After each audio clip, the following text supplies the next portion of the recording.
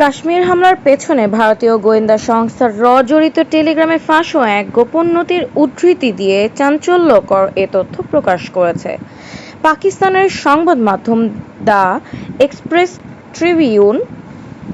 ফাঁস হওয়া নথিতে পাহেলগাম ভুয়া পতাকা অভিযান পরিচালনায় এর ভূমিকার অভিযোগ উঠেছে।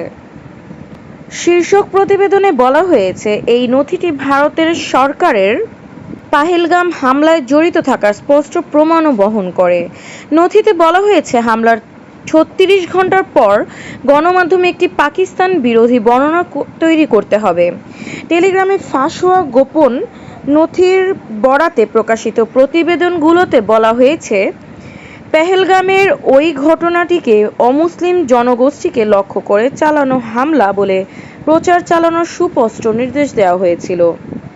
এতে আরও দাবি করা হয়, পাকিস্তানি গোয়েন্দা সংস্থা আইএসআইকে জড়িয়ে প্রোপাগান্ডা ছড়াতে ভুয়া অ্যাকাউন্ট ব্যবহার করে পরিকল্পনার কথাও উল্লেখ করা হয়েছে ওই নথিতে।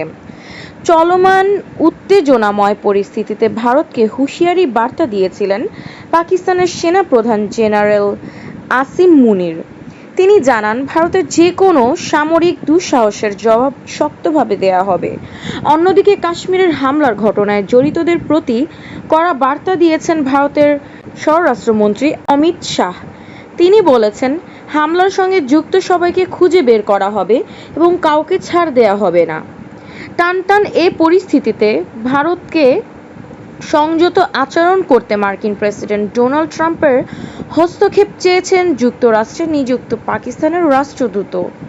এর আগে পাকিস্তানের প্রধানমন্ত্রী শেহবাজ শরীফ ও ভারতের পররাষ্ট্রমন্ত্রী এস জয়শঙ্করকে ফোন করে সংকট নিরসনের আহ্বান জানান যুক্তরাষ্ট্রের পররাষ্ট্রমন্ত্রী মার্কো রুবিও।